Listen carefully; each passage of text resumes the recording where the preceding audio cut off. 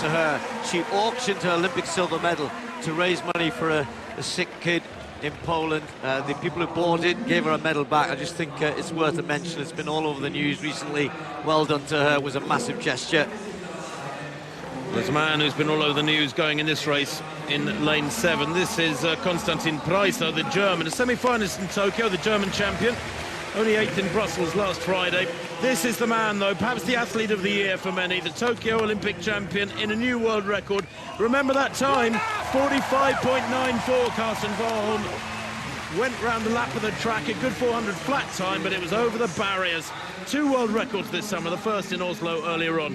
Dos Santos, the young Brazilian, he's only 21. He took the bronze medal in Tokyo. He won in Brussels last week. He won in Chortsov on Sunday. He's the world number 3 this year, and he will have Warholm in his sights here. Warholm's last race, by the way, was a relatively poor for him 400 in Lausanne a couple of weeks back. Kyron McMaster, the Commonwealth champion for the British Virgin Islands, goes in lane 5. He was 4th in Tokyo, and poor him, 4th 2 years earlier in the World Championships. In lane 4, Yasmani Copello, 6th in Tokyo, the Rio Olympic bronze medalist. 2nd in Chortsov on Sunday, behind Dos Santos. He'll be chasing hard those 3 big names outside him. Rasmus Mägi of Estonia, 7th in Tokyo, 6th in Rio. He's a big-time competitor. Set a personal best in that Tokyo final a month ago in 48.11. Ramsey Angela for the Netherlands goes in lane 2. Ran the 4th leg for the Dutch 4x400 team that took silver in Tokyo. His leg time, 44.12 on the flats. He's only 21. And Chris McAlister of Great Britain, UK champion, goes on the inside. Didn't run in Tokyo, but 5th in Chortsov on Sunday in 49.3. Was very close to his lifetime best, so he's still in good form. Warholm holds the meeting record from 2 years back, 46.92. But don't forget that this summer he's beaten that time a couple of times already. A world record in Oslo, 46.70. We thought that was special. Remember, he took down Kevin Young's record from 1992. And then that astonishing, hard-to-believe time in Tokyo, 45.94. It's a time that may yet have a lifetime rather like that of Kevin Young. It could stay there for years, is my feeling. But Copello in 4, McMaster in 5, Dos Santos in 6. Watch him, he's got Warholm outside him in 7. Preis in 8, the German. Set.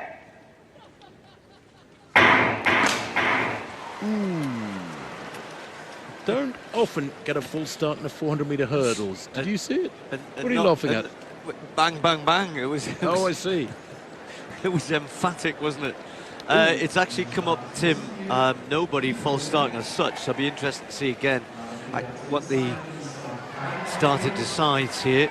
There you can see the reaction times. I didn't see an obvious false start. No, and we don't want there to have been a full start, do we? Not a full lap race. It's fairly rare in 400s and 400 hurdles to see full starts where a tiny fraction of a second is less critical. No, impossible to tell from that. Rasmus Mägi goes in lane 3. He's only had Brussels since Tokyo, the Estonian. He was 5th last week in Brussels, 49.13, almost, well, actually, just over a full second outside his best from the Tokyo final, and it is going to be a yellow card for... It's a long walk. It is indeed. And it's going to Dos Santos. Little slap on the wrist, isn't it?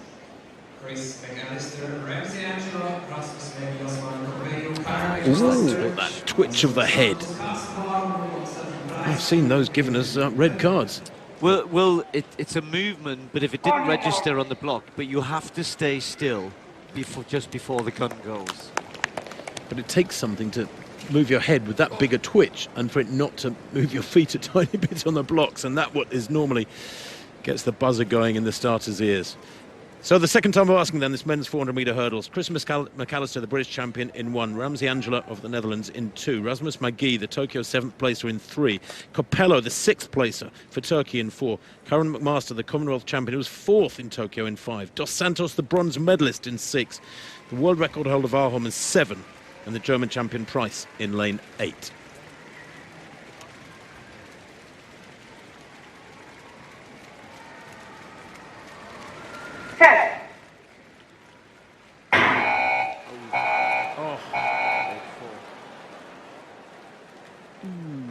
And lane 4 would be Copello. The camera focusing on Warholm, I hope, because the director doesn't know who is guilty, if anybody. Yeah, it looked like Copello to me, Tim.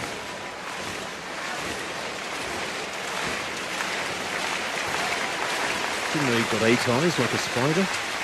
Yeah. Or was that the legs? They got 6 eyes, didn't they? Merci zusammen. There's Copello, sorry, Tim. Yeah, the orange vest, centre of picture. He has been shown the red card. He's gone over to look at the equipment near the start line. This was about 20 seconds ago. You're seeing a recording of him. Hands out. Me? Are you sure? This must be a mistake. Usually the athletes know, though. And he is protesting. I'm afraid that Yasmani Copello of Turkey, former Cuban, moved to Turkey in 2012, began representing his new country 2 years later. He is the Turkish record holder, of course. He is gone. Well, almost a token amount of resistance, but he accepts it with dignity. Does the 34-year-old oldest man in the race. I'm afraid he's gone. And for the 3rd time of asking now, this causes some delay. Karsten, Warholm and the other 7 have to refocus. I'll go through that lineup for you once again. Chris McAlister of Great Britain in 1. Ramsey of the Netherlands in 2. Rasmus Mägi, Tokyo finalist, goes in lane 3. He was 7th in Japan.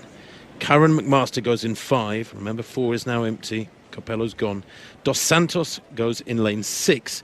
The Brazilian, who's been in such fine form this year, a string of fabulous performances. He went under 47 seconds for that bronze in Tokyo. Warholm, the world record holder, there in lane 7 for Norway. And Preis of Germany on the outside. 7.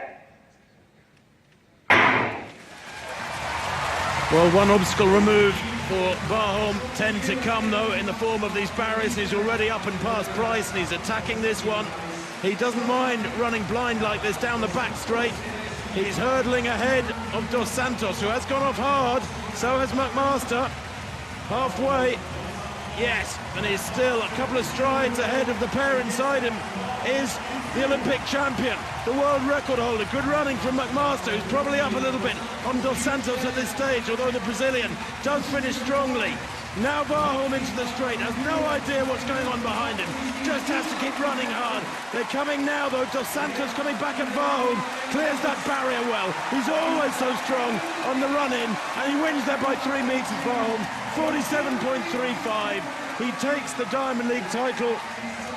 He maintains his fabulous season.